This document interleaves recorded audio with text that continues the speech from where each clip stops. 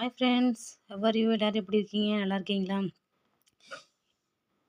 இதில பாருங்க, அ மா என்னும் ஒரு சொல் பல சொற்கள் உள்ளத நம்மளால ஞாபகம் வச்சுக்க முடியாது. எனக்கு வந்து அடிக்கடி மறந்து போயிட்டே இருக்குங்க. என்ன பண்ணுறதுன்னு சொல்லிட்டு, நான் அதுக்கு ஒரு சின்ன ஷார்ட்கட் வந்துட்டு நான் எப்போதுமே ஷார்ட்கட் வச்சு தாங்க படிப்பேன்.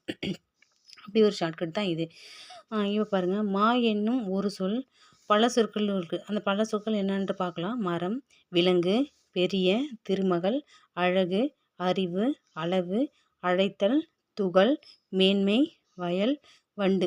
இது எல்லாமே வந்து மா என்னும் ஒரு சொல்ல குறிக்கக்கூடியது தான் பல சொல். சரிங்களா?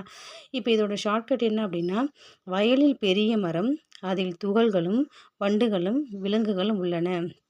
சரிங்களா? ஒரு வயல வந்து ஞாபகம் வச்சுக்கங்க. சரிங்களா? வயல்ல என்ன இருக்கும்?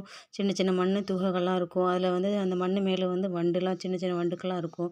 அப்ப அந்த வயல்ல வந்து விலங்குகள்லாம் ஆடு, மாடு அதெல்லாம் ஞாபகம் வச்சுக்கங்க. அப்ப ஒரு வயல்ல ஒரு பெரிய மரம் இருக்கு. அது துகள்கள் இருக்கு, வண்டுகள் இருக்கும், விலங்குகளும் உள்ளன.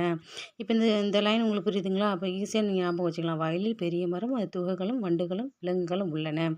நெக்ஸ்ட் பாருங்க. அந்த மேன்மை பெற்ற மரம் அளவாகவும், அழகாகவும் உள்ளது. அங்கு அறிவு பெற்ற திருமகள் விலங்கை அழைத்தாள்.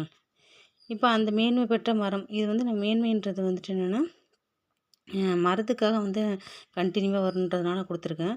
சரிங்களா? மேன்மை பெற்ற மரம் அளவாகவும், அழகாகவும் உள்ளது.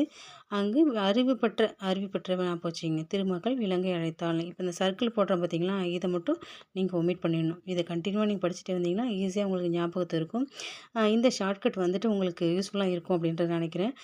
பிடிச்சிருந்துச்சா லைக் பண்ணுங்க, ஷேர் பண்ணுங்க, கமெண்ட் பண்ணுங்க, சப்ஸ்கிரைப் பண்ணுங்க ஃப்ரெண்ட்ஸ். Thank you.